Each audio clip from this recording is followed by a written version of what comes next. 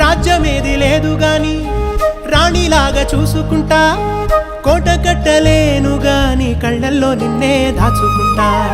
రాత ఎట్లా రాసి ఉన్నా ఆ మార్చి నీతో రాసుకుంటా. స్వర్గమంటూ ఉన్నదంటే అది నీతోనే ప్రతిరోజు పంచుకుంటా.